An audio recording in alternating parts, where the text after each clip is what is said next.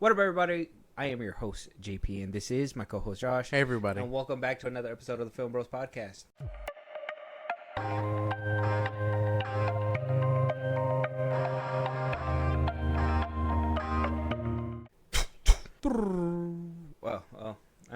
It would sound better if you can edit, like, what is it called?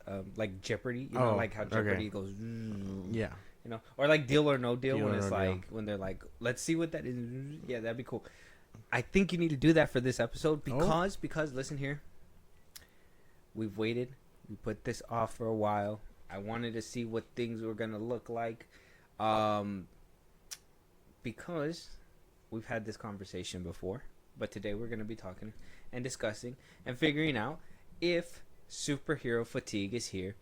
If some of these, old heads like Tarantino were right and said, when they said, hey, these movies are going to go away like the Westerns.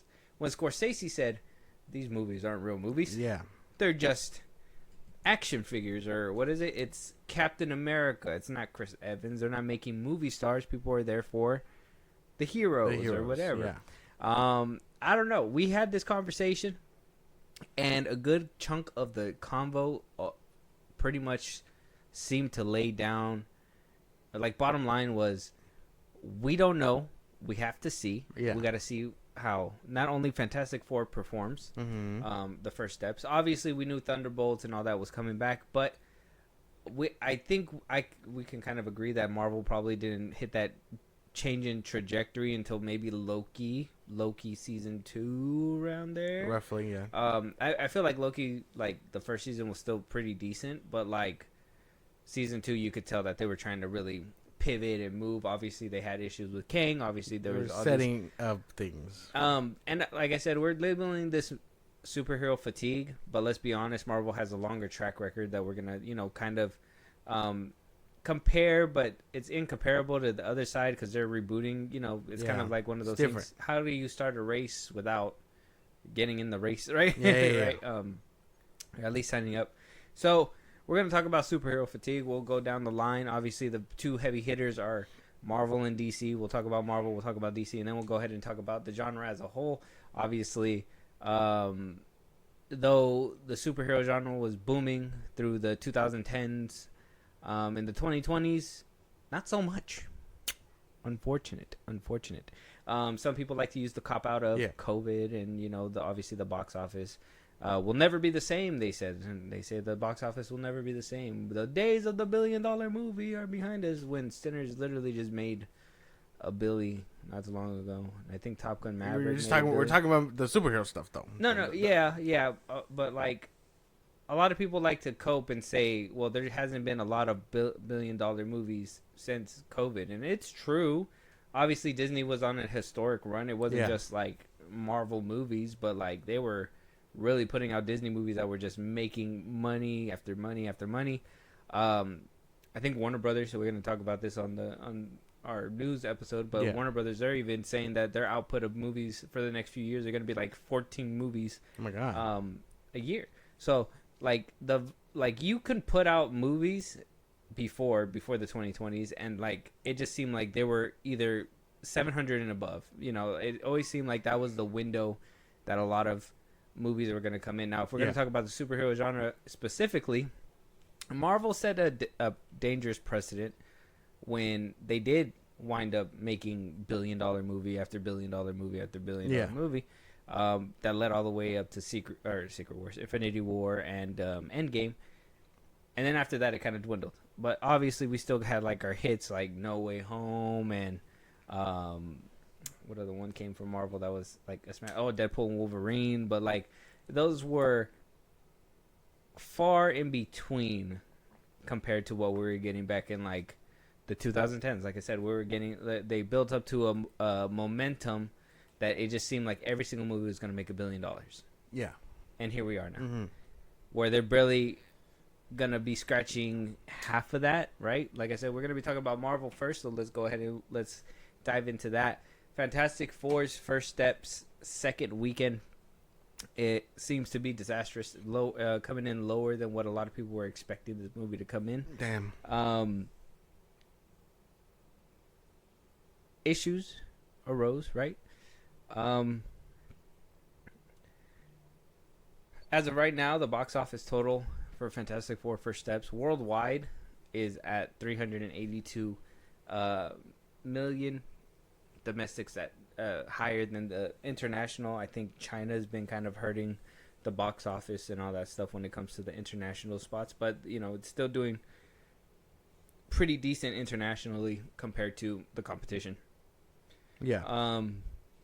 But it's not doing as dare I say fantastic as some people would have. Yeah, as some people would have hoped it would have been. I think a lot of people, myself included, were thinking that if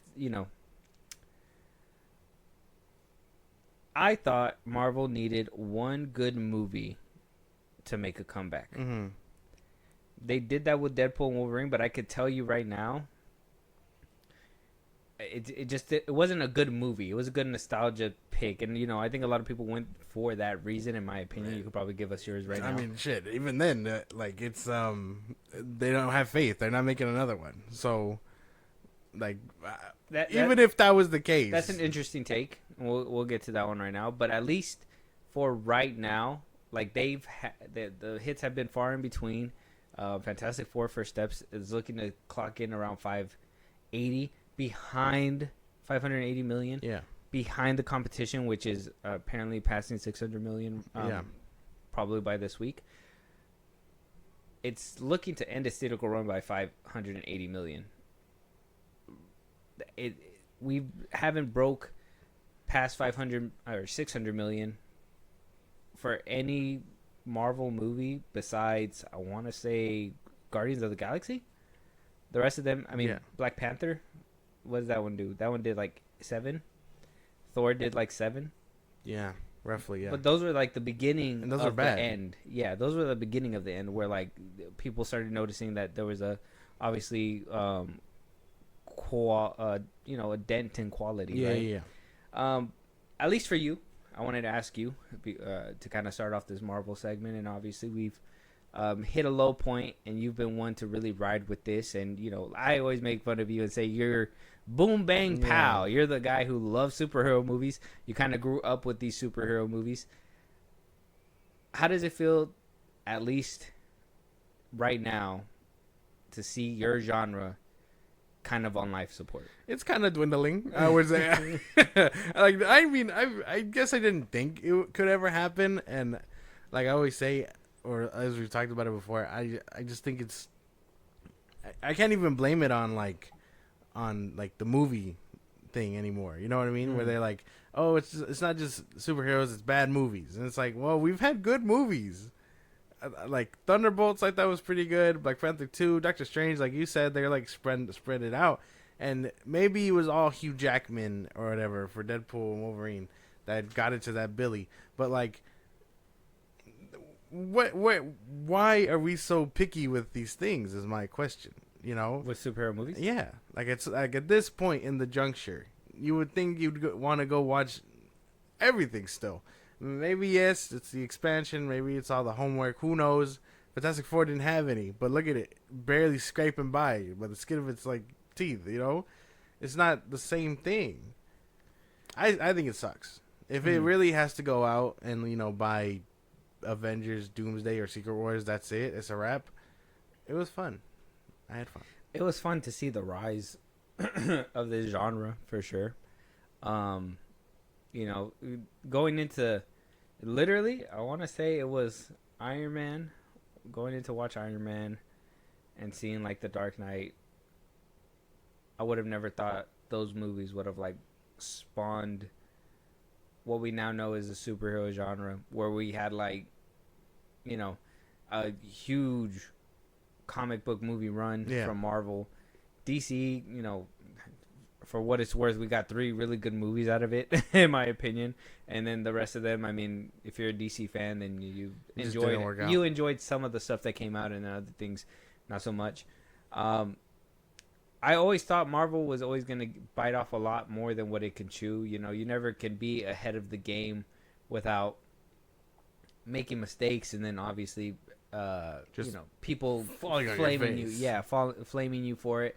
But my thing is that I thought Marvel and Disney were smart enough to be like, we're gonna get back up like really quick.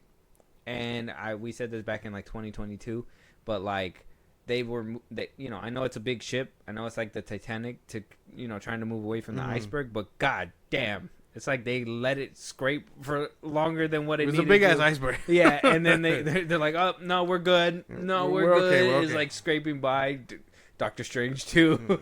What other flops happened over there with Marvel?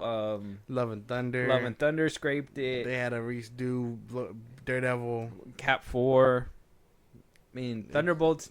Though you think it's a good movie, I mean, it really didn't do damage at the box office at all. Sucks. So Marvel got to the point where, it's been on a decline since 2022. A lot of people, the expansion threw a lot of people off. Not a lot of people know what's canon anymore. Kang. They weren't paying attention. Kang was there 1 minute. Kang's not there the next minute anymore. A lot of people chalk that up to obviously Loki and them kind of wrapping that up. But who watched Loki season 2? Nobody knows. Who watched Ironheart recently that came out? Nobody knows. Who watched Miss Marvel? All these superheroes, Moon Knight. I mean, all these people all these different genres that came out. Nobody knows when we're gonna see these people again. Nobody knows what's even canon. What's their motivation for half of these things? Like a lot of these projects were fast tracked and half-ass put together because just for the sake of Disney Plus and expansion and all that stuff. This is another iceberg. Obviously, the slew of movies that were released since 2022, but obviously coming out and saying that we've recognized what's wrong, and you still put out Cap 4, Thunderbolts. That was really good. I mean, I haven't seen it yet, but Eyes of Wakanda came out silently. I haven't seen that one either.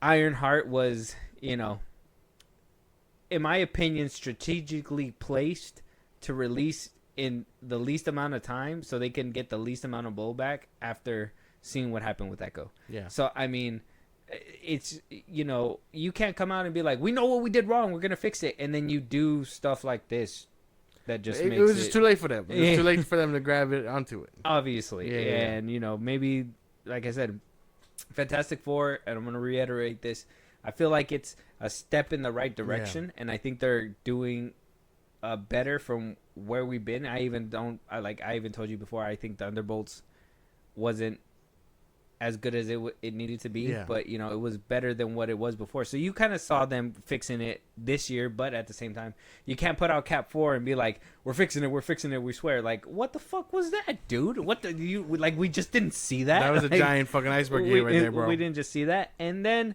we have future projects that are still coming out that a lot of people don't know about. Marvel Zombies, Wonder Man. Those are all in development or whatever. Yeah, they're supposed to be releasing pretty soon, and nobody knows when. First of all, when we're going to see a lot of these other characters. Now you're going to add more characters and a different multiverse. Yeah. A lot of people flamed What If. A lot of people flamed the multiverse saga in general. Like, this was just... They felt like it was an easy cop-out for a lot of people.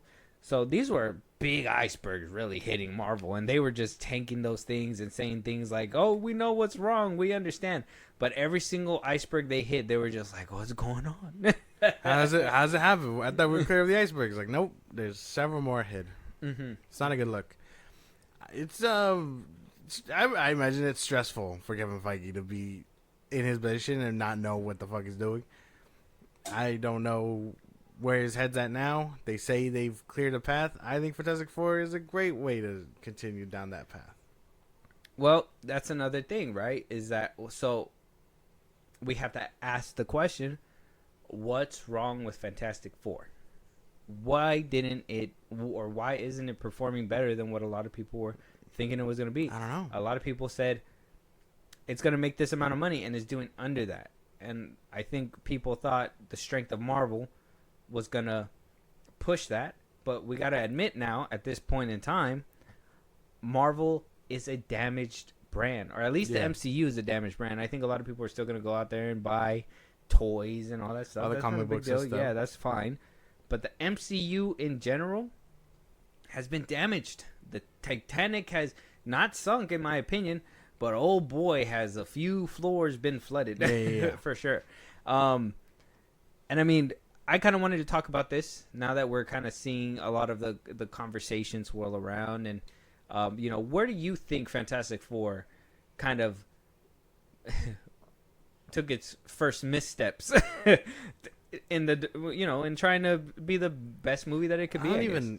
That's the thing. I don't know. Well, okay. As someone who liked it, I only see it for positives. I know you have your problems with the third act and all that stuff, but I can't wrap my head around why nobody likes this. Is it because they're not popular? Well, that one. I mean, Fantastic Four has always had a rocky history. I guess you can say that. But I gotta ask you that. I mean, at least from my perspective and what I'm telling you, like, I mean, a lot of people say third act was a problem. You don't think that was a problem? No. I don't. I mean, how can you hate something you haven't even seen yet? But I guess if enough people are saying the third act's a shaky thing, but I mean, even then, why can't you just go watch it and understand it for yourself?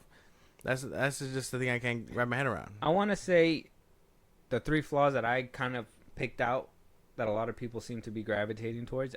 My own personal bias, I got to throw. You go ahead and you tell me what you find in the haystack. Which one's the two truths and a lie, I guess. If you say... Listen, hold on, wait. So we have the third act that's kind of, wonky in a way that Sure. certainly ways were taken. I do think not enough action. Okay. Oh, I guess there's 4 things. That's wrong, not 3. Not enough action. I think Pedro Pascal is a problem. Oh my goodness. And I'm going to say this last thing.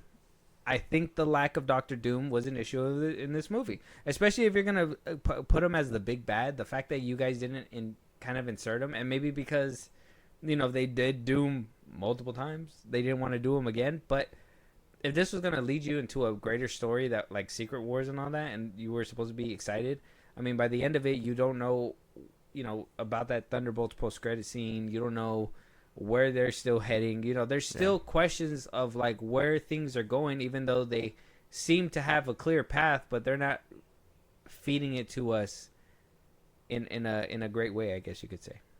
So those are my 4 reasons. I think that's why it suffers. I feel like Fantastic Four could have been like the Captain Marvel, if anything, and coasted if they would have put Doom a little bit more prominently. I think Doom probably would have helped. I was saying that throughout the whole thing, like, Doom has to show up, not for more than 5 seconds, but he does have to show up to, hopefully you set the stage for the next 2 Avengers movies that are coming out. But they didn't even take the shot there either. I mean, they took a shot. It was a very small 5-second shot, but they didn't take any like risks with showing him off. So I can give you that. Okay, that's one thing, and I mean maybe that I can bundle Pedro Pascal into No. this too. Listen, hold on, playing it safe. They played it safe, and I think even casting Pedro Pascal as the role in this film, I think that's another way of saying like they played it safe. They didn't play it safe. You could have had a totally different actor that could have, in my opinion, fit the role a little bit better, but you chose Pedro Pascal because he fit. Because he fit. He definitely fit. I think he fit. He fit. Oh, the lack of Pedro Pascal's powers too. Okay. That was another thing I seen people the stretchy stuff. But a lot of people don't really, I mean, from what I know, a lot of people don't really like Reed. And from what I know, the Ben Grimm, the Thing, Human Torch, and Invisible Woman have all been kind of like the forefront for like enjoying this team. But the fact that I think it would be Human Torch. Him and the Thing more than likely. But the Thing was barely in that bitch too. Yeah, and he didn't have a lot of action either. But they tried. I hate that Rob Liefeld is the person that kind of points it out and was like, "Oh, they can make him lift a car, they can make him pull a truck, but they can't make him fight." I'm like, oh, okay. I just don't know, man. I feel like this weird vendetta you have with Pedro Pascal is in the way. It's not a weird vendetta, how man. Can you hate him? You don't feel like he's overexposed? No, I think he does great. Well, that's not what I asked you. I said, do you think he's overexposed? I don't think so. You know how many you know how many memes I've seen of we had that. Yes, I know he's in Eddington. Yes, I know he was in Fantastic Four and The Materialist. I gotta play it. I understand. You don't have to show me. I know what it is. I'm showing it to you. Oh my goodness. You guys come to AMC theaters, what movie you want to see? You want to see a Pedro Pascal movie? You want to see a Pedro Pascal movie? Or do you want to see a Pedro Pascal movie? Which Pedro Pascal movie do you want to see? He's even Superman. Oh, wait a minute. That's not him. He's even Superman. So, Pedro Pascal. 3 movies isn't overexposure. He's in The Last of Us. He's the Mandalorian. He dies in that. He's coming out in the Mandalorian movie. Yeah, like, that's his movie. And at the same time, we don't even know if we're going to see his face. You can't be mad at a faceless man. Could hear his voice. I know it's him. That's not enough. I know it's him. That's not enough. You don't even try to disguise You it can't either. even be mad at that he has work. You're I'm mad that an actor's acting. But okay. Quantity over quality, or quality over quantity. He's. I don't think he. Okay, I haven't seen him in Eddington or in the fucking. Because it's Material. too damn much. No, because I just haven't gotten around to it. And it's too damn much. But though, like, from what I've seen in the trailers, he looks good.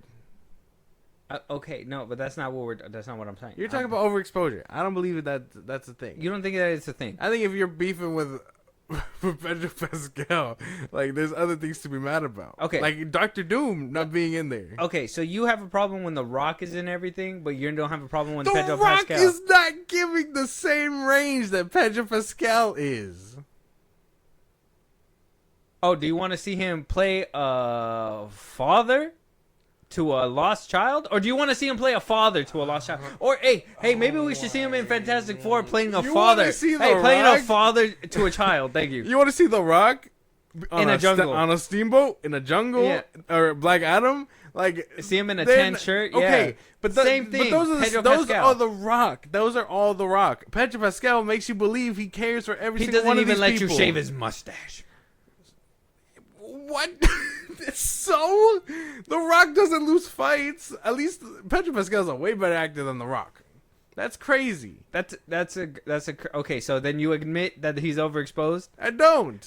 You just said, but he's a better actor than The Rock. He is. It's saying that you. That he deserves the work. You know who doesn't? The Rock, because he's stale as The Rock. Like, what do you mean? Hey, you think the man playing the father taking on a homeless child again is a role that we want to see Pedro Pascal do again? He doesn't do that in this. In this one, he's actually, he plays. He's actually a father. He plays. He's actually the pappy. He's actually there, and he like you can tell that he plays this like the nerd and tries to disconnect from everything, but at the same time knows that he has to be vulnerable and emotional, all that stuff. Like, you get that from him, very much. And then you get a weird press run where he touches his co-star because he's nervous. Yes, because he has anxiety, man. Don't do this. Look, see what I'm saying? Don't go picking on So, his anxiety. I think overexposure is a problem, I don't obviously.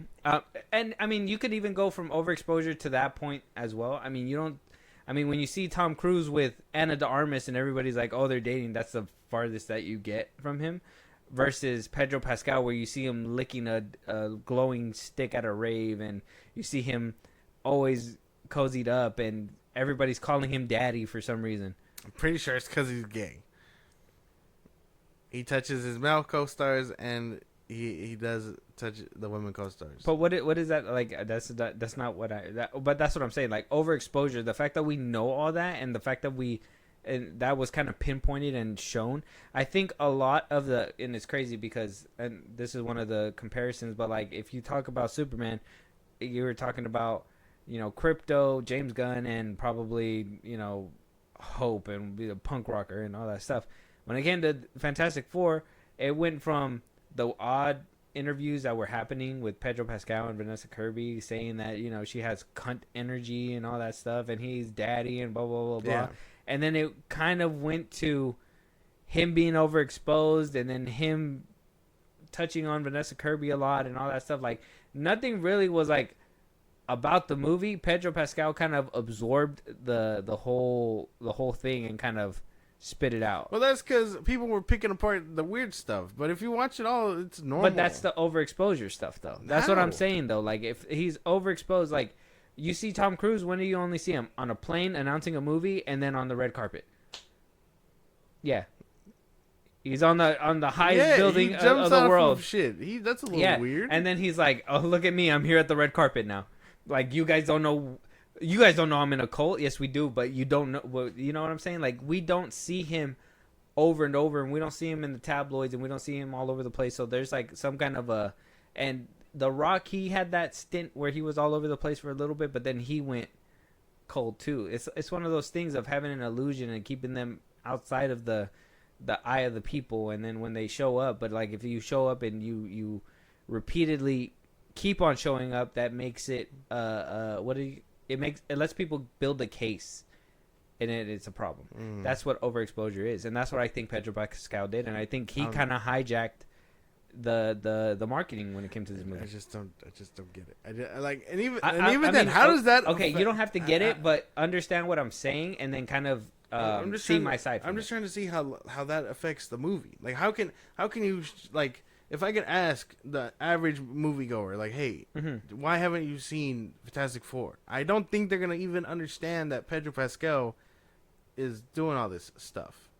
No, they would say that Marvel hasn't put out a good movie in a while, and this is probably another one that's not going to be good. Maybe. And then I'm pretty that's sure a 50-50 answer. And like I said, adding Pedro Pascal into the mix, I mean, with the overexposure, and then on top, obviously, him touching on Vanessa Kirby turned some people off.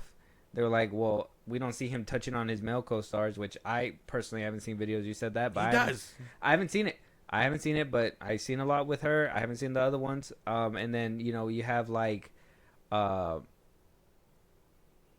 just have like you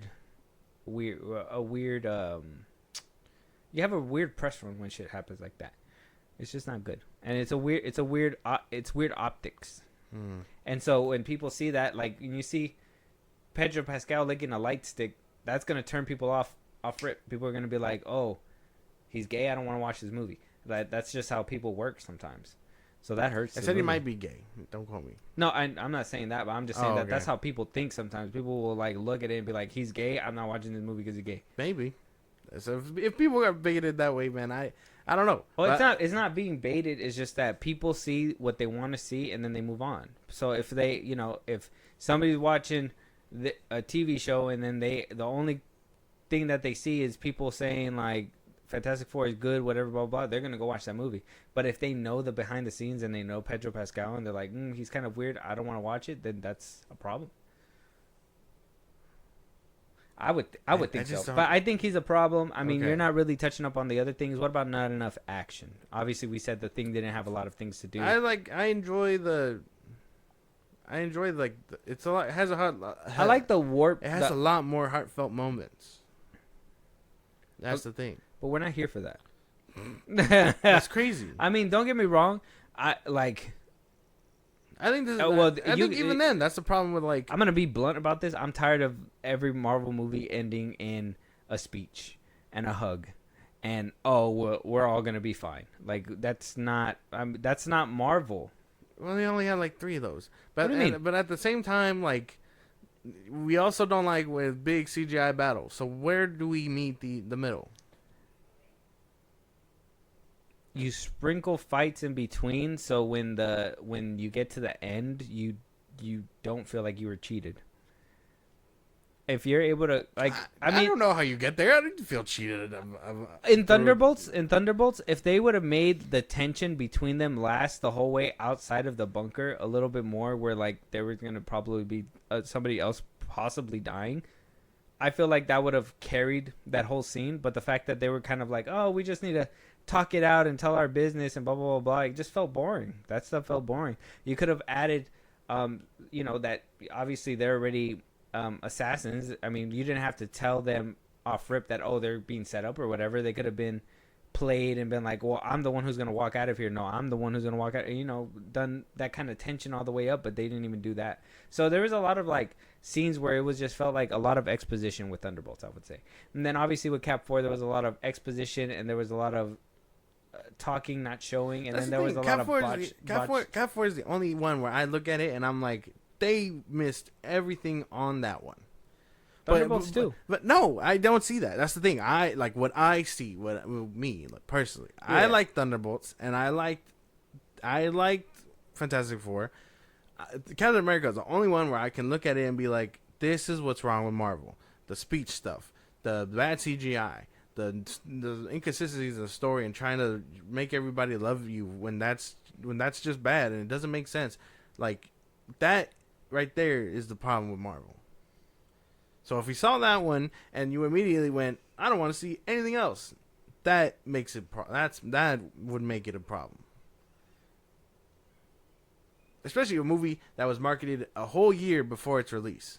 That movie was supposed to come out a year ago, and all everybody saw were the ads up until that point, and then they just kept releasing clips, and they kept saying it was changing, and then McDonald's had its toys, and then it was selling merch and all that stuff way before the movie's premiere, and then you get to it, it's not even good. Thunderbolts was doing the same thing though, right? No.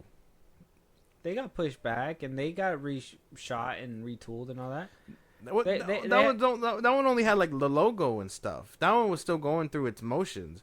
Like we got the first logo at that Comic-Con, and then that was all we had for like months. No, they shot the movie, and during the SAG strike, they rewrote it. They couldn't write anything during the SAG strike. You think that stopped James Gunn? No. Okay then. So you think they just stopped? They didn't stop. That what happened was that Thunderbolts was supposed to come out around the time the SAG strike was happening. That same year. What was it? 2022, 23, right? 23. Yeah, 23. It was supposed to come out that year. The SAG strike pushed back all these movies. Exactly. F4, because Captain America, and all that. That's when they went back to the drawing board and retooled these. That's where that conversation of this superhero fatigue came up, which I should have probably said that in the beginning. But that's where the conversation came up of like, okay, are they seeing their problems? Are they seeing the flaws? DC's over here, struggling to make a dollar, and they're, but at least they're trying to, give the people what they want. I mean, they were bringing back Henry Cavill at one point and all that stuff. So they were making amends in their own way, but then it got completely swiped, and we're going to talk about that in a little bit. But Marvel, at least, that's what I'm saying. They got put on that SAG strike. They pushed everything back. Bob Iger and Kevin Feige both came out and said, we're going to do better. It was the expansion and blah, blah, blah, blah. We just couldn't keep up with it, whatever. We're going to fix it. And then, boom, these movies come out. And that's what I'm saying. That's why we waited for all of them. We don't really have another big MCU release until next year. This was supposed to kind of show us where everything's at. So if we talk about Cap 4, we can easily point out it was botched. You could tell the writing was bad. CGI was terrible. Red Hulk, all that stuff. Thunderbolts, a lot of people said no action, not enough action.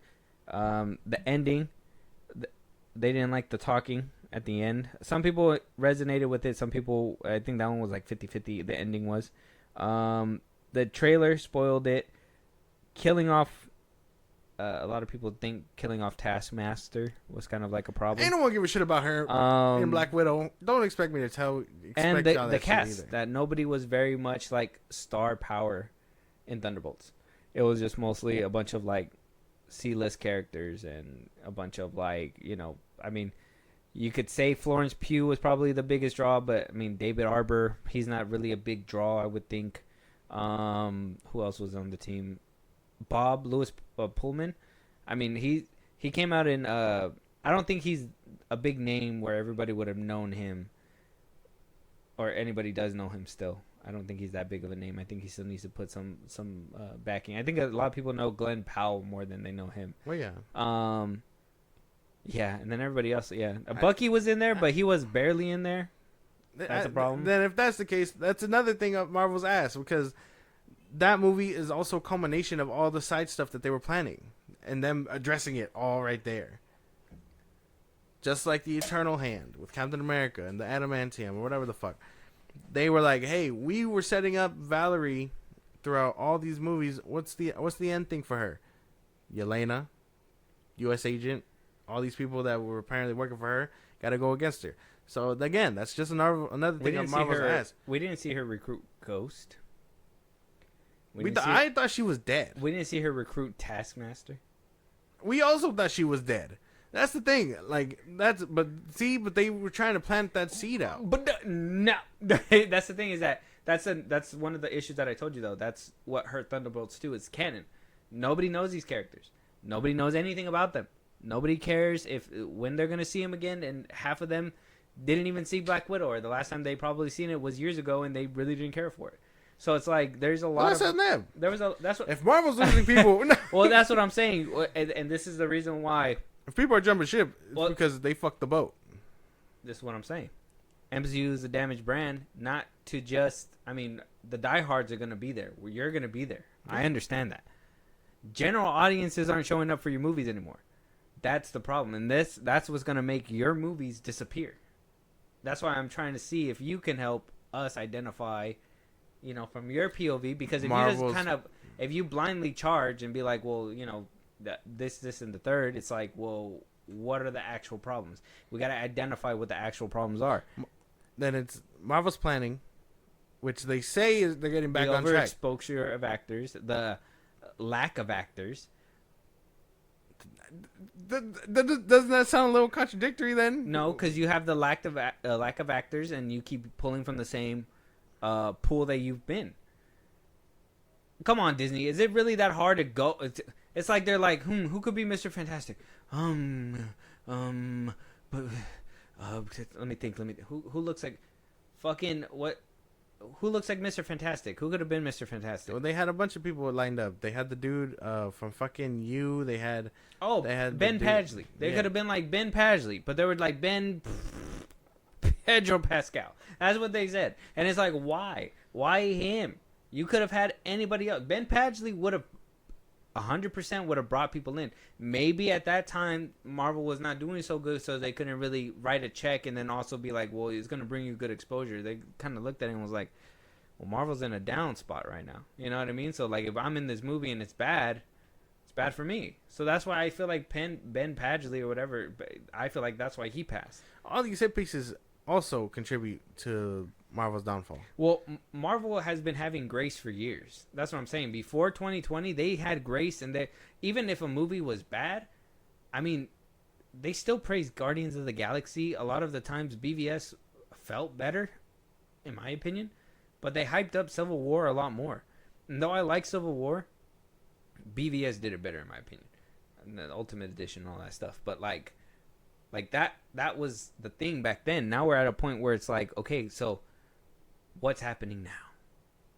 And we don't have the pool. And yeah, you could say, well, they don't have Iron Man and all that stuff. That's another thing. Recasting. They should have recasted people. Why wouldn't you recast people for? If you're already going through a multiversal saga, just pull in some multiversal people from a different universe. Oh no, they got trapped here. I'm sure they've thought about all that shit too. Oh no, Tom Cruise Iron Man, you just got here. Holy damn. That would be a crazy ass thing. I don't know. Because, yes, as much as it is Marvel's fault,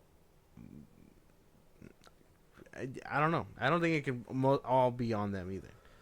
But to be fair, I'm not. I'm not trying to suck the dick of the giant, but like I was gonna say. So all right, now that's one of the things that I've been hearing some people kind of point the finger on with Marvel too.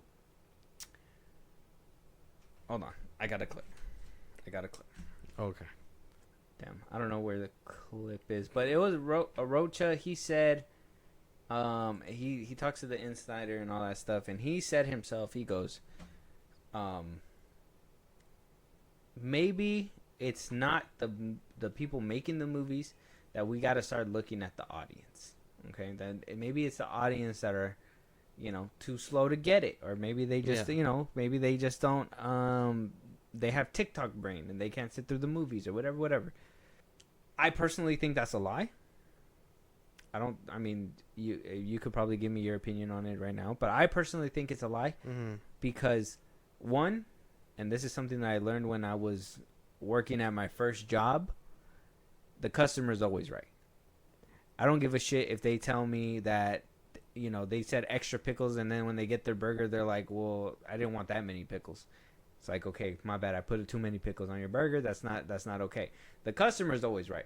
The moment you start blaming the customer for the things that are going wrong when they're absolutely just wanting what they paid for is a problem. You know, you know what I'm saying? That to I me, don't know. that to me is an issue because if somebody's going to a Marvel movie saying, "I want a movie that is gonna be engaging to me, that is, mentally, action wise, like I want to be drawn in, immersed," and you get a movie that only does like 2 out of the 4 things that you wanted to check off, that's the studio failing. That's not the moviegoer failing. They had expectations for the film. The movie makers failed to meet those expectations. Yeah, but also you gotta understand, as a consumer, if you're looking at it and you're like, I want this, knowing I probably won't get that, maybe you shouldn't be checking that out in the first place. It's not for you. Again, why can't they do it? Some movies are built like that, Let me and ask some you, aren't. why can't we get a Teen Titans movie? They're working on it. Well, that's what I'm saying. But why until now? Why couldn't we ever get a Teen Titans movie? We've had ensemble films. It's because Walter Hamada was doing his thing. Okay, besides like the personal stuff, I'm talking business perspective. Okay. Try to think of like on a bigger spot. They're not popular. They're not okay. They're not popular. Let's just say that. If they're not a popular team, there's still a demand for it. I'm pretty sure there's a niche following. Some people might want it, but who needs to kind of want that flavor too? Everybody. Everybody, the general audiences. Yeah.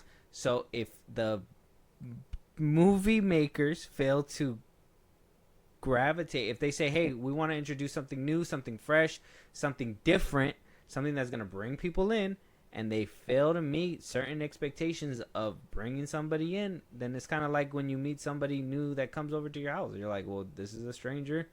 I don't know you. You didn't do anything to impress me. I don't like this. And it's just as simple as that. Yeah, but at the same time, I mean, you're making a movie. Not everybody's gonna understand the art. Not everybody's going to like it, no. Exactly. So, like, as long as you're doing what you are supposed to do, not just meeting the quotas of Marvel, but putting out the stuff, some people are going to resonate with that. Not everybody is. And in which case, you got to understand that some of these movies are going to have what you're looking for. The boom, bang, pow stuff that you're looking for that ended up kind of bad was Hulk. Or not Hulk, the fucking Captain Ford. How many movies have you walked out of and you were like, I understand this, it's good, but it's not for me? As of lately? It's happened, right? Yeah. Okay, so that's something that moviegoers can walk away with and be fulfilled with. They're like, okay, I paid for it. They gave me everything that I wanted, but I just wasn't satisfied personally. Maybe this movie just wasn't for me. That's how they could walk away satisfied. But if they don't meet those expectations, then that's when it's like, well, they didn't even try to fulfill my needs in the first place. Yeah, but you know exactly what you're supposed to be. Okay. You don't know what you're getting into. With some of the Marvel stuff, I mean, Marvel's even manipulated trailers to the point where they make you think that something's going to happen and it doesn't happen. Yeah. That's all we all thought at the end of Fantastic Four. Spoilers. At the end of Fantastic Four that they were just going to up and leave the Earth. Yeah. But that didn't happen. Exactly. And you got to be like, okay, well, why didn't they? And it's because they pushed the whole point of family home. Let me ask you that.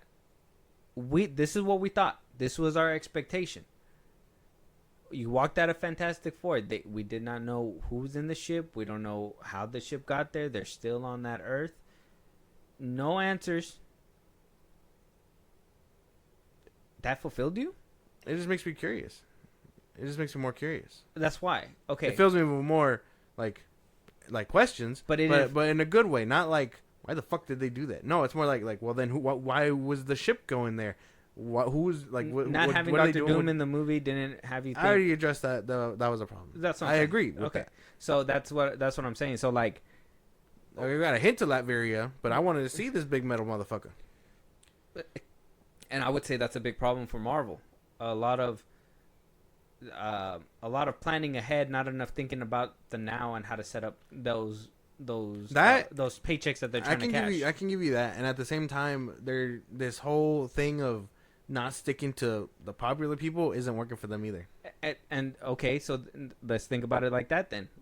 General audiences are being promised something, but they're not being properly strung along to know what that thing is. Like the Thunderbolts. On paper, crazy team. Comics, if you know the comics, the team is nothing like the movie. Okay. Like the comics have Red Hulk, they have Punisher on it, Elektra, Venom. Like that's the team that comic readers know. The average moviegoer isn't gonna know these people because they've only seen 2/3 of the movies that these people are in. Uh-huh. Valerie was only put in Wakanda Forever. Yeah. She showed up in shows before then, and one time in Black Widow. Yeah, But she was sprinkled throughout the shows. And she was only in the cutscene at the end. Exactly. Mm-hmm. So a lot of people, boom, your average moviegoer isn't staying for that. They're looking for the next Marvel product. Canon. They're choosing. They're choosing the non-popular stuff to do Expansion. because it's not working. Expansion means you can pick. But that's what I mean, right? I mean, you're agreeing with me, but you're saying it in your own way. But we agree. We agree. It's the canon. It's the unfortunately, it's the things that I said too. It's the weak sauce when it comes to these films. Lack of action. Not enough. I guess not enough story to really stretch it. I mean, to really feel like you're getting a full experience, because it feels like even with Thunderbolts, I would say Thunderbolts and Cap felt like they got a small story and they kind of stretched it. They tried to stretch it because of all the rewrites. Exactly, and I feel like Disney Plus has done that with their shows too, where they instead of doing maybe like an hour and a half special that maybe that's all they need, they string it along for 6, 7, 8 episodes, which is a little crazy because I mean, The Punisher just wrapped filming, and I feel like they started days ago. Yeah, and that's gonna be like a 4-part special watch. That's gonna be fucking nuts. And it's gonna be like 30 minutes each. That's gonna be nuts. And I mean, that would be fine with me, but at that point, just make it into a movie. Give us if it's a special, I'm sure hour and it's a gonna half. be like the Werewolf by Night. I think they do that just so they can obviously avoid certain legal stuff when it comes to like usage of the character, and then obviously kind of pay them a little lesser to be like, oh, you're on a TV show. Yeah. You know what I'm saying? Like, you're not movie theater stuff. We're doing an hour of Disney Plus shit. Mm-hmm. Yeah. Which, I mean, if I was a Marvel exec, I can understand. This is probably why Kevin has no hair. But at the same time, like, some people are just going to get it, and some aren't. And in which case, you're just going to have to try with the next Marvel thing. So are you sitting here and we're blaming the audience too? I don't blame the audience. I think the audience is the customer, and the customer's always right. I think a little bit. Because, yeah, I sit through everything. Yes, some of it doesn't bang, but that doesn't mean the next thing won't bang. I took that gamble with every DC project in 2023, expecting it to get better, and it didn't. Sure, but I'm a fan of these things. In which case, I'm still gonna go watch. The average person, I get it, is not going to, but still. Yeah. But that's what I'm telling you, is that's why this like genre is on life support. That's because the average moviegoer isn't watching. But I'm trying to reason with you, but you putting me in a corner where I gotta be like, you're letting your genre die, because you're not seeing the bigger picture on what needs to draw these people into the movies. You're seeing it from, in my opinion, from a person who loves the genre and wants to see it thrive and wants to see what you want to see out of it, and that's great, but if you want to see what you want to see out of it, you got to understand that the general audiences are not all queued up to that. What you see on Twitter is not what everybody's queued up to. Yeah. So it's like, if you can kind of be like, okay, well, I really like this, but I can understand that the average moviegoer probably won't understand this, that's a problem, right? So it's like, you put in a villain that nobody knows, but the die-hard comic fans know it. It's like, well, okay, it's kind of like like Superman, right? Where where they put like the engineer and all that. Yeah. I don't know who the fuck they are. No. But they put him in the movie. Did they compel me in any way? No. But let me tell you about a movie, man. Oh my god. Let me tell you about Man of Steel. Now, everybody, you're going to be like, oh, well, you know who General Zod is. Yeah. Well, yeah. But do I know who Feora is? No. No, I didn't. But I wanted to get to know her. I wanted to get to know her after the movie. You're funny. But, like, I didn't know who they were, but I wanted to know these characters because, like, even though you put... I would even say, like, Guardians of the Galaxy as well. I didn't know the Guardians of the Galaxy. Yeah. But I was interested in the goofy wackiness to the point where I was like, okay, well, let me get into this. I wasn't a fan of Chris Pratt.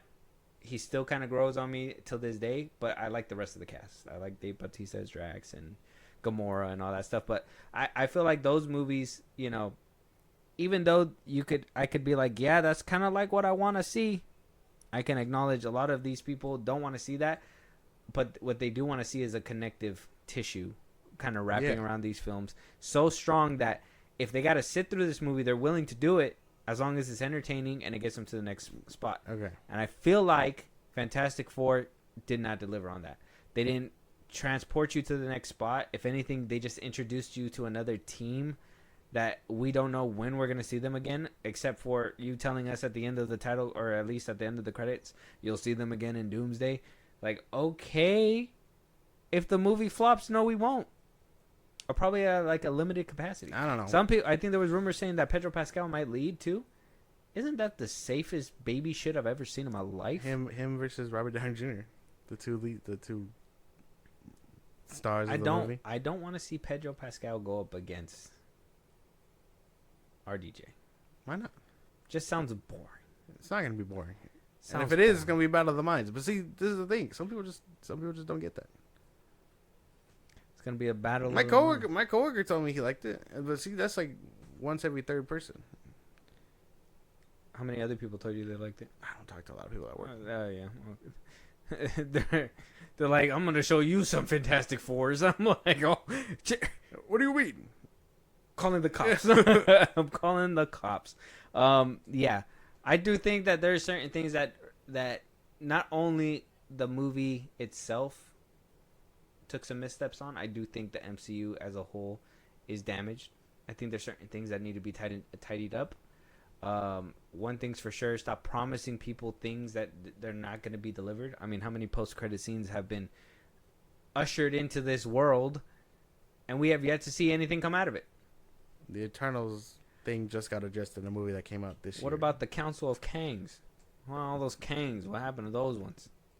You telling me off screen the TVA just locked them all away? They all died in Atlanta. That's why. Every single one of them had legal troubles in the universe. Every one of them just had. They're like, hold on, we got to go back. The Egyptian one came up. Moses showed up. It was a wrap. Oh, shit. So I mean, a lot of post-credit scenes that didn't go anywhere. We're happy that, you know, the whole, you know, Celestial out of the Earth finally got answered and then ignored in the very next movie. So it's like, you know, I guess it happens. you know. So I guess. Obviously, we have the future of Marvel before we get to DC. DC is going to be a little bit more neater, tighter, shorter because there's not a lot to talk about. But it is doing, I don't know, maybe better in your eyes. I don't know. We'll talk about that. But the future of Marvel, right? Fans are obviously split. And not the future of the superhero genre. The future of Marvel. We'll talk about the superhero genre in a minute. But the future of Marvel. What can we do to tighten up these problems, right? I know you're kind of getting into it, but now that we can kind of put our brains in a different perspective, what do you think Marvel could do that's going to help these movies in the future? Obviously, we have only a few big budget blockbusters, right? We just have Doomsday and Secret Wars coming up. Spider-Man? I mean, Spider-Man, but that's a Sony movie. That's not really Spider-Man. That's not Marvel. It's Marvel, but it's not the MCU. It's Marvel owned by Sony. Yeah, Sony adjacent. I mean, Sony logo. That's why when I say like No Way Home is a success for Marvel, I'm more like it's a success for Sony. For Sony, not really the MCU. If you buy more toys and merch, it's a success. As for long Marvel. as the Tom Holland is within the MCU, still then it's a win for obviously everybody. Both parties. But that's about it. Kevin and. But what do you think the future can do better? Marvel could do better. Okay, well, I don't know because we've had the ship should be out of iceberg territory already. I think the biggest thing we hit was Captain America 4. We should be out of the sea of whatever the fuck is else in the water. If there happens to be more icebergs, this is what you should do. Get a better boat. Start fixing up what you had previously well, this is them set fixing up. It. That's why. So again, all that continuity shit needs to get right. 2, address the shit way sooner than what it needs to be. I don't need to see Sam fucking get his shield in 2022 and then 3-4 years later he's getting his own fucking movie. I'm kind of in the TV show technically. But that's what I mean. Like I don't need that. And then you're telling me a bitch Captain Carter gets all these spin-offs and shows and all that stuff. Like that doesn't make sense to me. So tidy up on that. Don't stop doing all this bullshit. Because as much as you say what if isn't Marvel canon, I guarantee you we still gonna see half these motherfuckers in Secret Wars. 3, stop giving everybody so much fucking homework.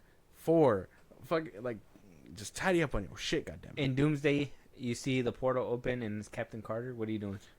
I'm getting up. You standing up? I'm throwing my popcorn at the thing.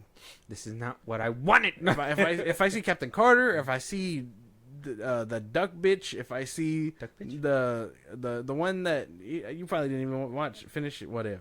But Donald Howard the Duck and what's her name, Daisy or whatever from Thor, have a kid. What about the Pocahontas one? If I see any of them, it's a wrap. I don't give a fuck about none of them. These bitches are more powerful in the universe. One's a cosmic baby. The other one's Captain Carter with the Infinity Stones or whatever the fuck. And the other one, what does she do? Manipulate time? Get the fuck out of my face. That's her name, Kahori. The most interesting bitch on here. I don't want to see her. She's interesting, but I still don't want to see her. Like, Marvel Zombies, I hope that's not canon. I hope this Wakanda Forever one or whatever the fuck that came out is Wonder good. Man is a good direction on the whole Disney Plus show front. That's like the first like good actor you could pick up for like a Disney Plus show. Yeah, but he also thinks it's a cakewalk. Oh, So like, I don't know. That's the best thing they can do. And again, Spider-Man, I think that's the only, like, your popularity in your characters. That's the thing. You have the whole roster. You're still not doing anything with them.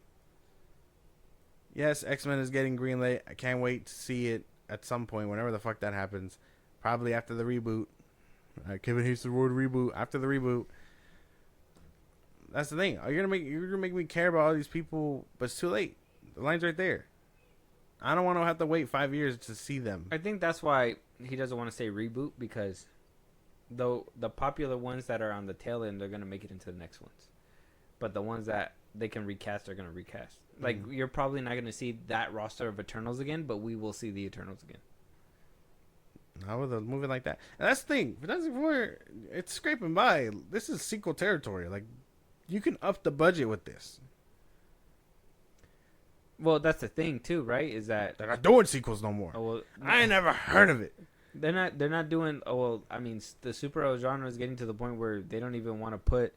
I mean, I wouldn't put $200+ million if you're only gonna get the same amount back. They gotta take a gamble.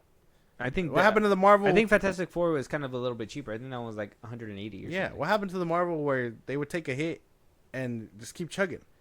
That the wallet can't be drying up. That ended, like, I want to say that started like sinking a little bit when Doctor Strange 2 kind of happened. They were just like, fuck, we can't keep letting them get away with this. That's basically what Marvel was doing, and then they had to do what they had to do. For me, the future of Marvel needs to tighten up on what you said.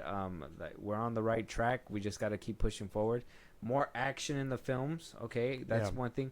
That's one thing that I do believe that Fahey is kind of like stuck on. Maybe he needs to hire fresh talent that like can think of unique ways to use these characters. Because though I like Matt Shackman for the aesthetic of the film and what we needed to do, I think the usage of the powers should have been in the hands of somebody more creative. Because, I mean, for somebody to just be like, man, we could totally have the Thing pull a boat. Huh? you okay, yeah. What is he? Who is he gonna punch though? We can make him run through pillars. Right. No, we could have. I'm sure. I mean, the mega cannonball. I mean, again, the Hollywood doing 2 super cannonballs in the same month. Holy shit, that got to be crazy. At least one of them said something in the middle of it. One of them did it better. It's clobbering time. The other one hurt a baby. So, Mr. Fantastic being underutilized when in literally the 2004 version we see him like stretch out to a big napkin and wrap around Doctor Doom and stretch into like these crazy things, and Galactus is easily able to stretch him like Violet Beauregard in the fucking Wonka factory. This shit's crazy. That's crazy. It was hurting that boy. So I will say, I think the action needs to improve, especially like the usage of the powers. Thunderbolts, I don't think that. Come on, dude. You're telling me the person that can mimic everything and like has the ability to like just know your every move just gets domed? I thought that was like fucking nuts. you just get pieced up like that. There's no way that like no, you can't tell me that. And even though I don't like that character, disrespectful the way they took her out. I would even. It was disrespectful from the jump. That's the thing. No one gives a fuck about this. She was the only one that wasn't permanent enough for them to get rid of. I am not mad that they lit her up. Sure, you can be mad about that they lit her up in that way, but I don't give a fuck about it. I didn't give a fuck about her in Black Widow. No, I mean, like I said, I didn't really like her character, but the way that they lit her up was ridiculous. They couldn't even give us the decency of like making the fight drag on a little bit to the point where like somebody had the upper hand. It was just like, boom, bitch. You're like, oh, so anticlimactic. Ghost had the upper hand. She turned invisible and came out with a gun. Mimic this. Ooga booga. Ooga, the 9 is right here. That shit's so scary. Yeah. Other than that, I think story-wise, obviously they need to get more stories. I think Hollywood's been kind of drained in stories. You're telling me that out of all the movies that have been released this year, Sinners is the most that's been talked about. I want to say, yeah, Sinners. Such a good movie. Yeah. I think David Ayer just tweeted about that too recently. Oh, yeah. So, I mean, like, you're telling me one movie out of the whole year is being talked about? We should be having multiple movies of just being like, wow, this is fantastic. We can't be at a point of like just being, wow, of just like plateauing on like stories. Yeah. So, better stories and better usage of powers. Better pizza. Papa John's. Yeah. Future of Marvel. Yeah, you kind of agree. Yeah, I guess. Yeah. What like the uses of powers? You kind of. Agree? I could be down for it's that. Kind of a little bit lackluster. Oh, I right? thought what we got was the cool. beautifulest part in the Fantastic Four and the best use of the powers was when she was like, "You want to see the baby?" and she shows the baby. That was creative. I like that. That was cool, but didn't really do anything against Galactus. You telling me that this fool got? He was just like, yeah, the baby's not there. And it just looked away. It's like, come on, we couldn't think of anything better than that. No. Like, kind of seemed a little lackluster. No, they had to give the baby to Herbie. Pray for my boy Herbie. He ain't making it out. Yeah. Rip to the robot. You should have pulled out a Glock. No. But yeah, future of Marvel. Let us know what you guys think about Marvel. We're going to talk about the superhero genre as a whole in a second. But we're going to go ahead and talk about DC Studios on the other side. James Gunn and Peter Safran. The two, instead of just Kevin Feige and Bob Iger, we're talking about the other two. The other side. The other duos. The ones that put out Shazam and called The Flash the best superhero movie ever. Yeah. DC Studios is on a different page, right? Where Marvel has had a lengthy track record where they, like you said, had the option to fail and push through. Eventually, their luck run out, and then now they're picking up the pieces and trying to figure it out last minute. Warner Brothers, on the other hand, decided to start or just go ahead and make a movie. Said, wow, this movie is actually really good. Let's make a cinematic universe out of this. Decided to do 5 films. Didn't like the praise because they saw how much Guardians of the Galaxy and like Deadpool was making, and decided to go ahead and cut the whole franchise at the knees. Continue to make mediocre movies, or maybe a few good ones in the beginning, maybe because that was still connected or directly connected to whatever was building at first. Yeah. But then they got directionless and decided to, kind of just jump around, make whatever sticks. To the point where they said, man, we need to stop doing this because we're just hemorrhaging money. And Zaslav wound up buying Warner Brothers and said, hey, yeah, we are hemorrhaging money. Decided to make a DC Studios all on its own, right? This is a lengthy process. Way more. While Marvel was over here just having the time of their life, DC was in crisis.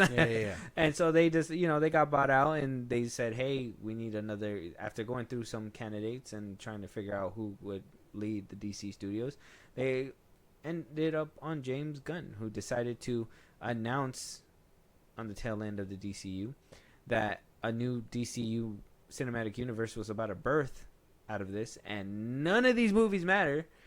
Decided to tank a good roster of films.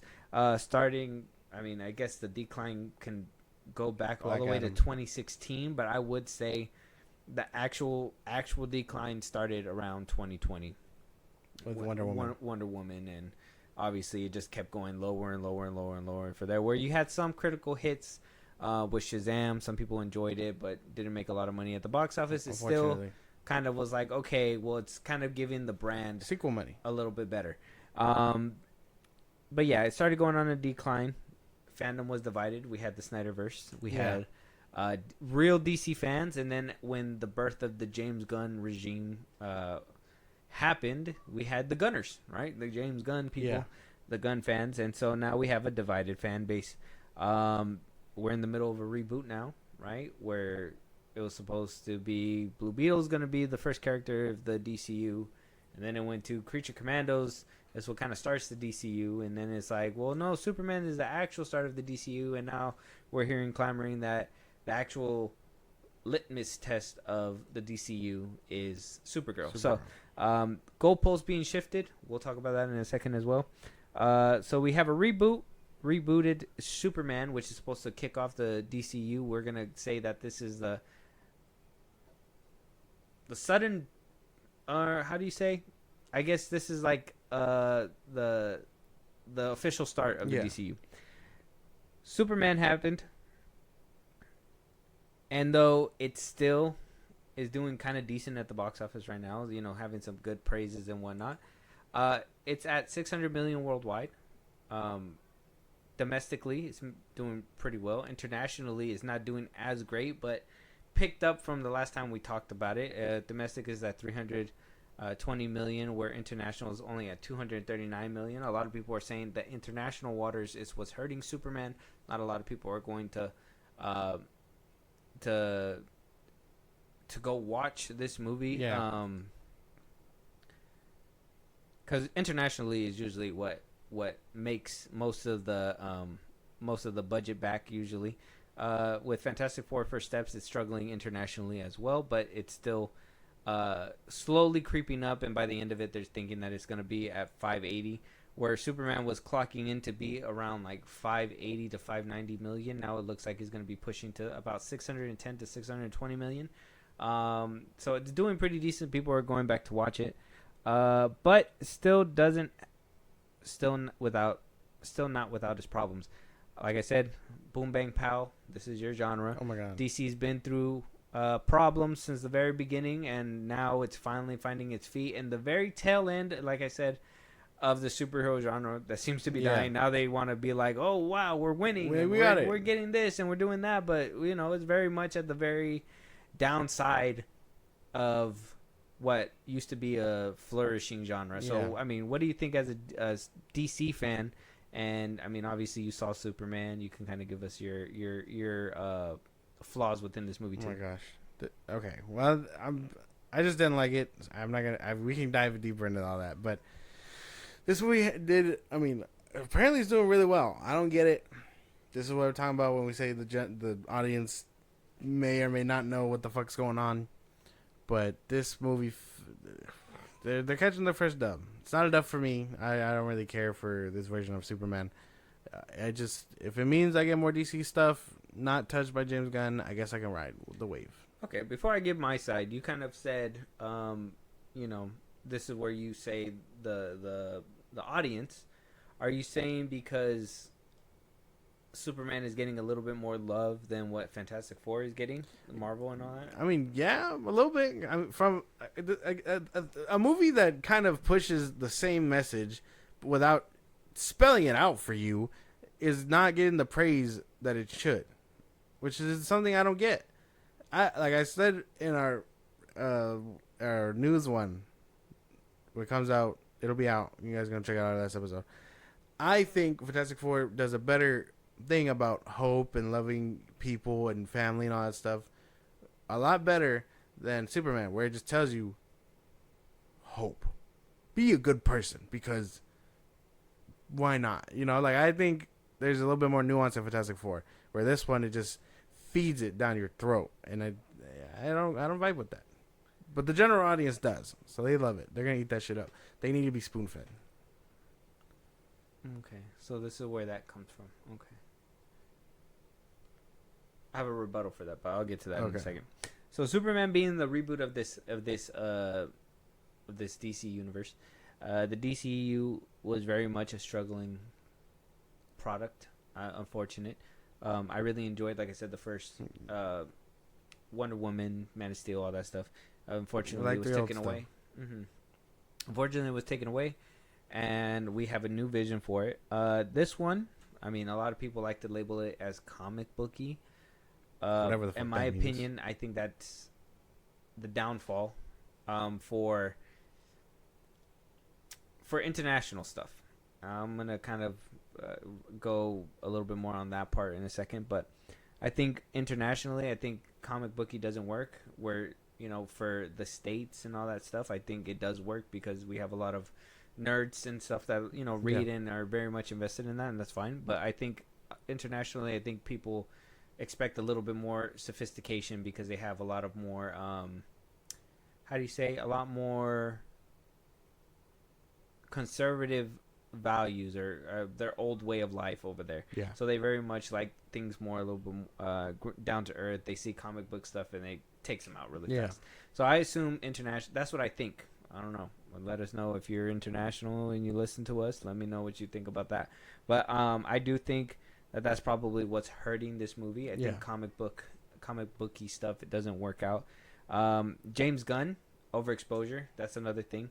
Him being a part of it, and I know it's something that hurts the movie for you, but him being a part of it and actually, being part of the marketing and stuff like that, I do think that kind of hurt the film too for some people that were like, why is this man in this on a lot of this stuff?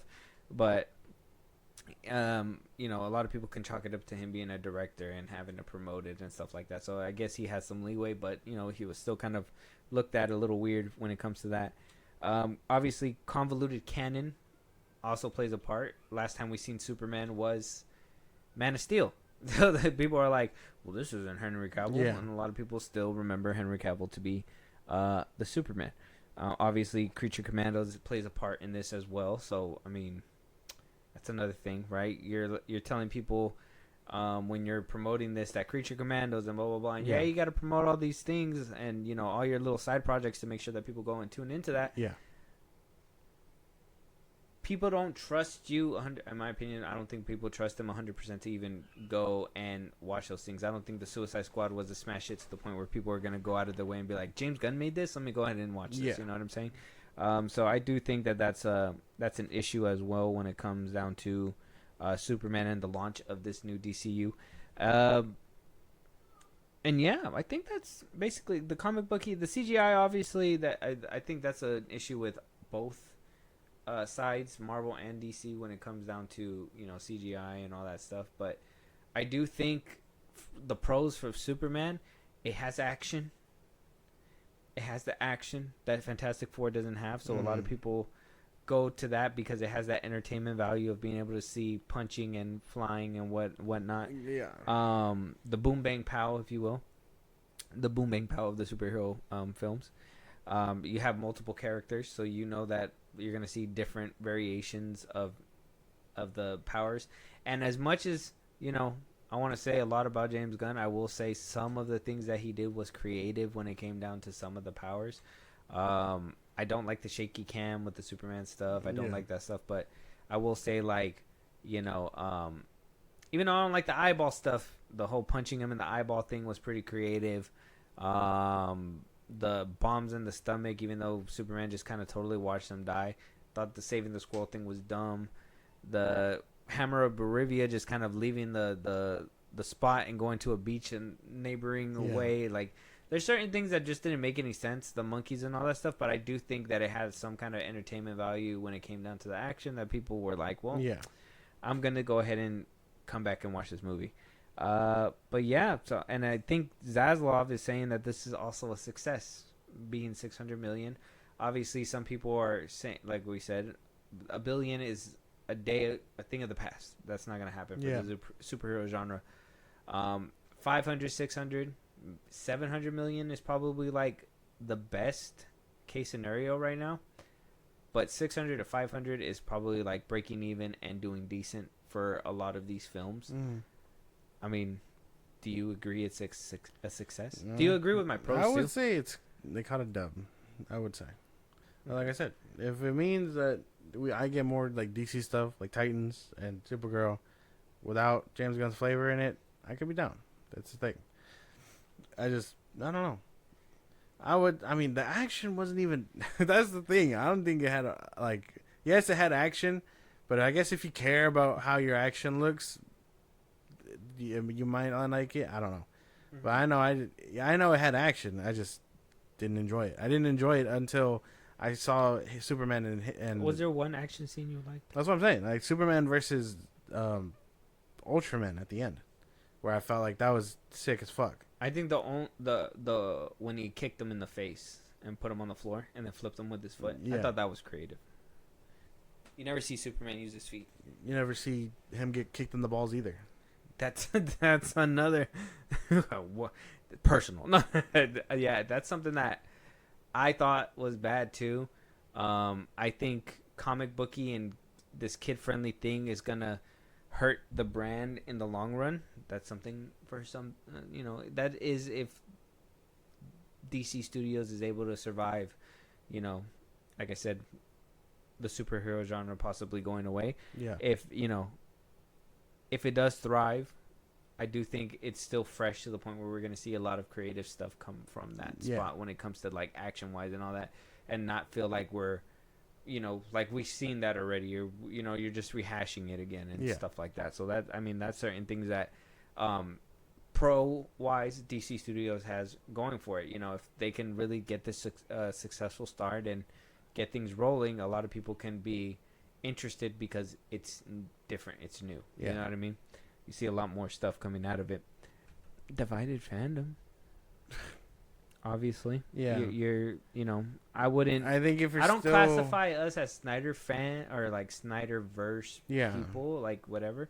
I'll move for Snyder if he's coming through, but I obviously was for the release of Snyder Cut movement, but I think we've reached our tail end when it came to that, and I don't want to be the one to be like, oh, let's tank everything because I want this to come back. So I wouldn't say we're a Snyder cultist. I do think we're Snyder fans and we do like his work and all that stuff, but we can acknowledge that that time is gone, and here we are now, and I'm down to see more stuff, but exactly how you said, it just can't have James Gunn's flavor all up in there. That's the thing, yeah. Because a lot of people want to pit it against that, and it's just no. I am well aware that the old is out and the new is new and all that stuff. I don't have to like the new. I don't have to enjoy that. I can enjoy the old stuff just as much as I don't have to like the new stuff. With that being said, I'm still a DC fan. I just don't like this Superman. Yeah. And I can't wait for Supergirl. Can't wait for Titans. Can't wait for, like I said, everything that hopefully James Gunn isn't meddling around with. That's it. I just don't like him. I don't like his writing. I don't like his use of animals and all that stuff. I can't get behind it. Okay. So I guess that's something that we can kind of roll around to the future, right? We obviously have Peacemaker in the cut, which we saw season 1. Hopefully season 2 goes a little bit better, but we're obviously gonna have to watch it. Supergirl, Clayface. We have his Batman coming out, Brave and the Bold, and a Wonder Woman that we heard is being fast tracked. Yeah. We also have a little bit of Elseworlds with Batman 2. Apparently, that they're getting ready to record probably January 1st or around January. Does the superhero genre look bright, at least with DC Studios? I mean, if we're getting to this part and they're claiming this to be a success and they're popping bottles and sipping champagne and saying this is amazing. If they're fine with mediocrity, like mediocre numbers, then pop all the champagne you want. It's gonna cost them a fortune for each one. Like that's where it's at. I don't think we're seeing $1 billion out of DC. You don't think Supergirl doesn't have that potential? I mean, maybe. I don't know. Well, I don't know. The territories has changed. If it's the years of Marvel being down and DC being up, as a DC fan, you can be very excited for that. But I think the superhero genre is the doors are closing, and DC's just gonna get caught by the cape. Oof. That was a heavy weighted thing to put down because I told you to save that for the very end. But I'm just assuming. I didn't think that. I mean, I want to say we're wrapping up, but like that's where I feel like that's where it's headed. Okay. So let's go back to just DC first, and then we'll get to that though. Obviously, like I said, CGI, all that divided fan base. Did Superman kind of heal that though? Did Superman kind of heal the divided fan base?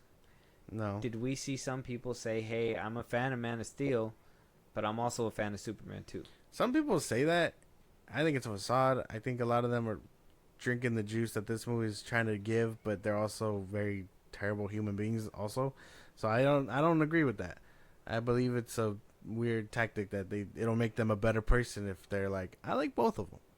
It's like, all right, bro, you can do that. It just I don't feel genuine about it. They like kumbayaing and shit like that. Like, oh yeah, this Superman taught me to love. We can all get along. Yeah. This one was stoic and taught me how to be stoic. This one's all about hope. Yeah. And I think that's what we need. Whatever. Right now. Yeah. All that bullshit juice they be drinking. Yes. That's exactly how it feels. Yeah. I think the plan that they're going for is strange still. I mean, a Batman movie that we're hoping is going to be the best of the best because the first one came out 4 or 5 years ago now. And by the time it comes out, it'll have been like 6 years ago now. Mm-hmm.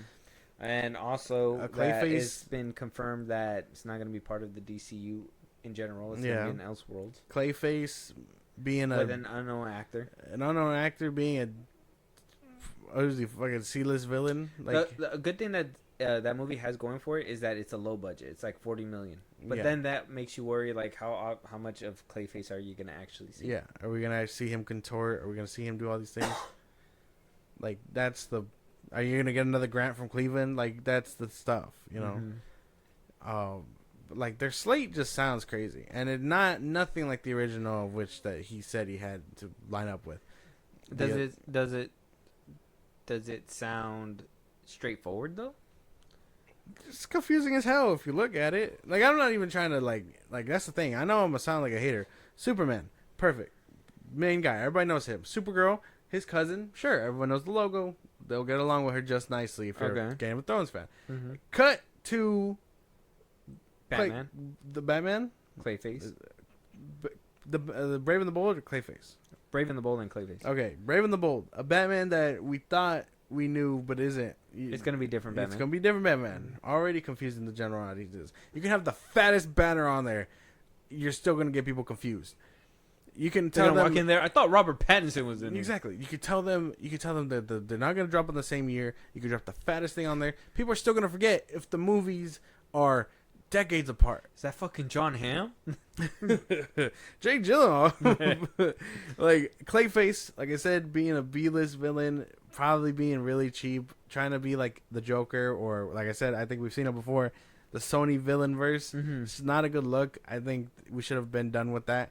The script can be golden. I think that movie's still gonna be. What about the reworkings of like, Paradise Lost was gonna be that Wonder Woman introduction, but now we're getting a fast tracking Wonder Woman movie? I think that screams fear, and they understand that they need the heavy hitters. Or maybe somebody found out we can't just give James Gunn the keys to the castle, and we have to, put him in a straight line.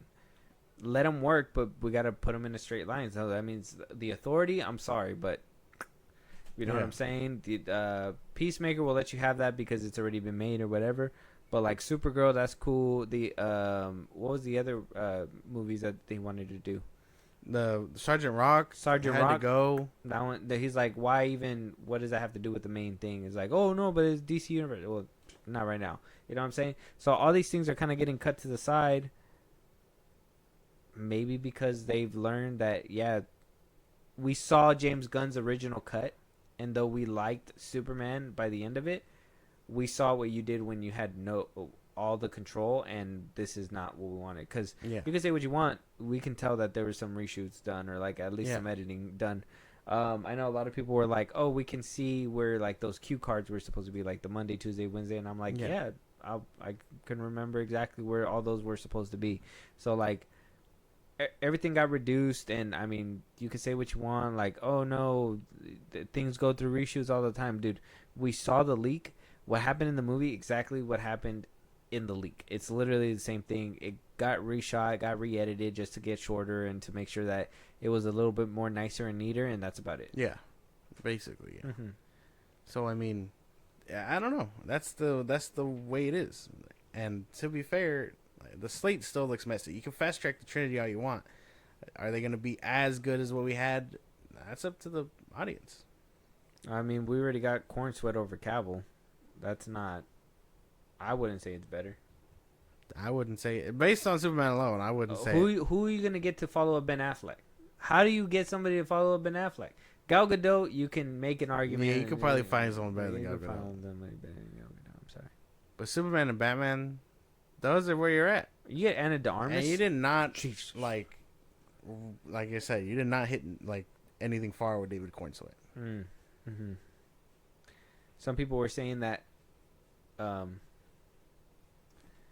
people were. There was rumbling saying that Xochitl Gomez is getting some conversations to be over there at DC.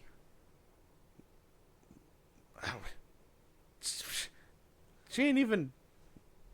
Is she even old enough to be Wonder Woman? Like, wasn't she like 16 when She's 18. when Multiverse of Madness came out? She's 18 now. She's an adult. She grown. I mean, how old does Wonder Woman gotta be? If Cornsweet is in his 30s, I'd hope Wonder Woman would at least be in the same era. Well, he's supposed to technically be in his 20s, right? Oh, okay, yeah, I guess. But Wonder Woman should have been around longer and fought wars and shit. I don't think that's gonna work. Well, that's why. But she, just young. So you would have to get at least a 20-year-old Roughly. and a Darms. She's like 30. Tom Cruise and James Gunn are best friends. I was about to say Tom Cruise is Wonder Woman. No, I'm saying that like we said that as Iron Man. No, I'm saying that they're put best him in a friends. tiara. I'm saying that they're best friends. Like you can probably make that happen. Remember, Sure. they agreed on the Flash was being good. That is true. So, divided fan base is not healed. No. Do you feel like James Gunn attempted? What do you mean? Do you feel like he attempted to heal the fandom? Oh, no. Oh. No. I don't think so. I think he very much hates. I'm pretty much sure he hates that side that calls him out. He talked about it on all these interviews. He even co-signed and wrote and directed that monkey scene, which I'm pretty sure is meant to mock that fandom. He definitely did not do anything to reunite them. Well, with show good faith is doing the Ayer cut or whatever the fuck else. But no, there's nothing there. It's not a good look. Good faith.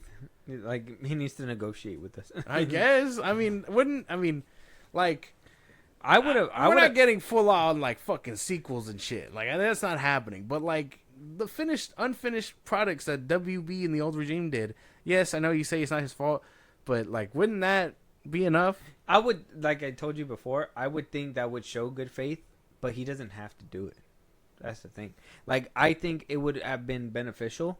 Exactly that. I think that would have been the best way to heal it, and then on top of that, just completely recast everybody. Don't bring nobody back or whatever. Blah blah blah. Like just do everything from scratch. That's where I would have said he would have completely healed everything. But he kind of did a Band-Aid fix.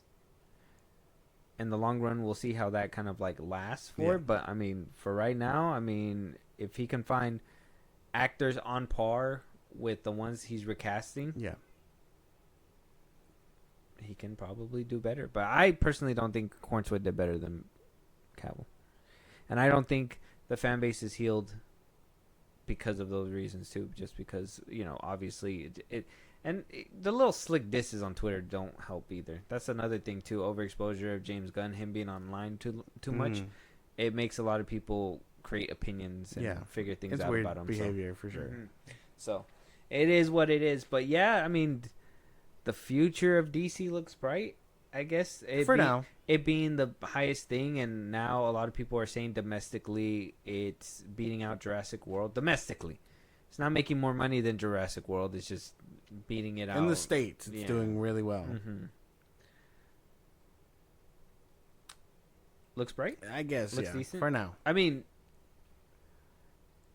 on the DC side, for a start, for Superman being the beginning, are you walking into Supergirl like, ugh?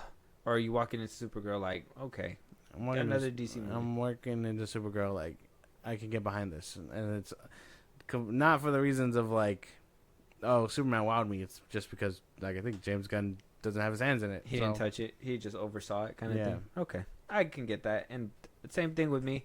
I think DC is on the right track. I just think they need to. I'm hoping Zaslav is seeing it and saying, hey, okay, you can have the wheel, Yeah. but when I say stop, you need to stop, bro. Yeah. Like, at this point, it needs to be done, because after seeing Superman and hearing the rumors and everything, I believe it. I think that they pulled him to the side. They said, hey, this is not what we need. We need it a little bit more concise. I do think the movie should have been a little bit longer, but with more important stuff. But if they had to cut it, I assume it probably was stuff that was unbeneficial. But then again, you'd never know, because, you know, studios cut things All for the time. no reason all Yeah. the time. So who knows? But I do think the fan base needs healing if this side is gonna thrive. Marvel over there, like I said, it has diehards that will carry it for a little bit longer, a lot longer. I think Marvel accumulated a fan base where there's people that will ride for this I think you will ride for this franchise for a little bit longer, even if they do have a couple more missteps. DC, on the other hand, I think it's on a very thin rope. I think it impressing people, and I mean not just the shills, because they get on my nerves, but actually genuinely like impressing the general audiences with Superman and stuff like that. I think DC has a bright future, at least Potentially. if dun dun dun Oh. superhero fatigue does not exist. Maybe we're past fatigue and we're at superheroes dead. We don't know. We're gonna talk about it right now before we close this up. Josh, the genre. Okay. We've been through it. Like I said, we talked about the big juggernauts, or at least the juggernaut and the, you know, what is it? The wishful underdog. DC Studios. We've seen this genre be pushed to its limits. Not just Marvel, DC. We've had The Boys. We've had Watchmen. Yeah. We've had this dark, edgy superhero stuff, and we've had bright, colorful stuff. We've had everything in between at this point. We've gotten to the point where superhero stuff isn't just impressing the general audiences anymore, in my opinion. Yeah. I think, in general, superhero stuff, cape shit, is just not hitting.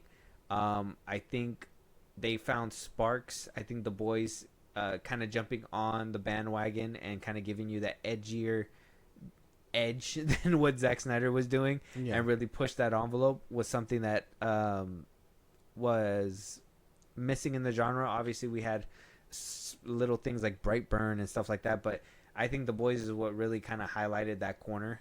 We had the colorful stuff with Marvel and all that stuff, dark and gritty with DC and yada yada yada, etc. etc. We had the kids show superhero stuff. I still see a lot of kids show superhero stuff being pumped out there. We had a lot of nobody superhero stuff. Kick Ass. We had That's funny. James Gunn did his own super and all that stuff. So superhero genre seems to have ran its course. Is it gonna naturally go by the wayside, or is it gonna be forced out, is the question. Is it dying gracefully, or is it shitting its pants on the way to death? I think it's gonna go out with a bang. It's gonna go out with a bang, and then like, it's just gonna have like very good children like moments. You know what I mean? Like it'll have its offspring just do crazy shit every once in a while. Because I don't think it's gonna last forever. Like Invincible, I can see that lasting past Avengers simply because you know, it's an animated show. Amazon owns it. They can totally do whatever they want. The Boys, that's going out the window. Like a lot, the cartoons and stuff, I think it's always gonna stay. I think there's always gonna be room to tell the stories of Batman and all that stuff on that kind of medium. Yeah. The animated movies like that we usually get, same thing. I think those can stay just because everybody's gonna want to see Batman and all that stuff. Maybe the cinematic stuff just isn't working. Like you know, So maybe that can work. But at the same time, I think it'll probably go out, and then like every once in a while, like I said, you'll get a Spider-Man movie that'll do really good. You'll get a Superman movie that'll do really good. A Batman movie, yada yada yada. Just little spurs in the moment, like good stuff. I don't think it's gonna last all that long. Yes. Okay. I see your side. This is kind of like what I'm getting out of everything. I think the comic book movie zeitgeist, the superhero genre zeitgeist, is shifting. We are going from as grounded as possible, right? Marvel even was grounded, right? They were in New York, Detroit, all these places. They're, they live in our world. DC was doing the same thing. The Boys is basically a representation of that too. Like, what if they were in politics too and all that stuff, and they want ads and all that stuff? What if superheroes were influencers? Whatever, blah blah blah. Like we've clearly gotten that already. I feel like the comic book movie, the superhero genre, isn't, as the Fallen one said in Transformers 2. It doesn't die. It transforms. I think it's completely transforming into more comic booky space. Because Fantastic Four, as much as I can say it was, it was better than what they've been doing, this movie didn't just put us in the void. We were in a futuristic 60s era, completely immersed in this era where ships, TV. Like, I didn't like the little, like, the thing picking up the car and stuff, because I thought that felt like Deadpool and Wolverine, like a little close set or whatever. But like everything else, the grand nature of like Galactus and everything felt comic booky. And I know what after watching Superman and hearing people say this is a comic booky thing, I finally understood that with Fantastic Four is the better movie. I finally understood that with Fantastic Four. So I do think that maybe the superhero genre is transforming, and we're getting to the point where we don't want to see these people in the real world. Yeah, we want to live in their world. Maybe you could be right. Yeah, maybe. It's just, can we do that without all the exposition, though? No. And I don't think that's why. And that's so after giving a beautiful speech on how I think it's going to transform, I think it's going to be the downfall of the genre. The most spoon-fed shit. Because that's going to be it. Because we're going from sophisticated storytelling where you can relate because you could do a lot of showing, not telling. Yeah. To a comic book place where a lot of people aren't going to understand this, and they're going to see that and be like, what the fuck is that? And you're not going to expect everybody to leave the theater looking on their phone. They're going to go on about their day, not giving a shit what just happened because they just did not understand it. And so I do think, though, the zeitgeist is moving to the side and transforming into something different. I do think that will inevitably be its downfall. So maybe we could just say that it's on its final stages and it's approaching its deathbed. But it'll either transcend or take the casket. That's it. That's that's basically where we're at before this conversation. I do think that that's where it's heading. Okay.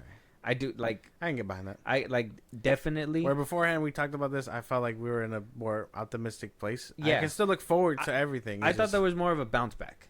Yeah, I thought there was gonna be more of a bounce back. But after seeing how Fantastic Four is performing, Superman and all that, I think we will have a bounce back, and I think we will have a boom. I don't think we will have $1 billion boom. I think we'll have like a $600 to $800 boom with a couple of maybe Supergirl, maybe That's what I'm saying. I think Spider-Man might do $1 billion, but that's just because Sony. He's popular. That's Spider-Man. That you can't say nothing. But it's still. That's why it's still comic book. Yeah. It's still comic book stuff. Apparently that movie's going full comic book too. Who knows? We have to wait and see what Sony does because Sony. But we have to wait to see how. Obviously, the two juggernauts that basically copy each other's homework. Yeah. Basically put out a comic booky film. Will Sony follow suit? And if Sony follows suit, will everybody else too? And will we dawn the new era of the comic book film, like actual comics accurate shit? Yeah, like put Hawkeye in the purple suit type shit. If that's the case, it will be the downfall of the genre, Yeah. and that it would be done. Okay. I wholeheartedly agree, and if it looks like we're already heading that way, so I'm not holding my breath anymore. Okay. So if this is happening, Scorsese and Tarantino were right. It was just Matter of a time. matter of time. Well said. I can get behind that. Good shit. Yeah. Because we can't get past the way movies are being made, and if Marvel was already a wheelhouse, and if you're looking at it like let's add color in this bitch and make it as we were supposed to, you're gonna lose it. Because there's a lot about these movies that even if you hate them individually, the ones that try to do it and get whimsical and stuff are still fucking ass. Like I said, look at the God Thor: Love and Thunder. That shit was terrible. The Guardians tried to get there. They did okay. You guys found winners with that. But really, look at the ones that did it before and did it well. Iron Man. The whole first phase, I think, did that shit very fucking well. Phase 2. I don't even think they were like comic booky like that though. That's why. No, I'm saying like they did a good. They were good at being grounded and telling the stories they needed to, without getting high and elevated. Yeah. But now they're trying to get high and elevated, and realizing that, we should be spoon feeding these people more, which just sucks. It does suck. So, the superhero genre, according to the Film Bros podcast, is on a decline. Okay. Steadily. The comic book movie genre can thrive if the general audience can resonate with comic books. And that is unless you guys are going to be mailing comic books to every single person, or at least general audiences, are you going to be sending them comic books and telling them to do their homework before? If that's the case, like I said, You're already out of luck. yeah. I mean, you can't even make them watch a TV show that is connected to the universe. What makes you think they're going to read comic books? Yeah. Let us know what you guys think, though. Is the superhero genre heading off a cliff? Will it make its grand exit with a nice, pleasant bow? Or will it need to be shoved off by the booing crowd and just hit it with tomatoes until it leaves? Maybe get a bouncer. Maybe. Throw it out. I don't know. For the Let us children. know. Let us know what you guys think. With that being said, though, any topics that we should be talking about, any movies you want us to review, you want to hear your voice on one of these episodes, Josh, let them know where they can do all that. Twitter, TikTok, Instagram at FilmBros Podcast. Post our episodes are up. You can hit us up there for any news or movies you want us to cover. Buzzsprout, link in the social I just gave you. It's like a Patreon. You subscribe and the show go. Greatly appreciate it. Listen to us anywhere you get your podcast at FilmBros Podcast. Spotify, YouTube Music, Apple Podcasts. Again, wherever you get your podcasts. Be part of the conversation. Twitch at FilmBros Podcast. And when it's all said and done, subscribe to our YouTube at FilmBros Podcast. And we'll talk to you guys on the next one. Talk to you guys later.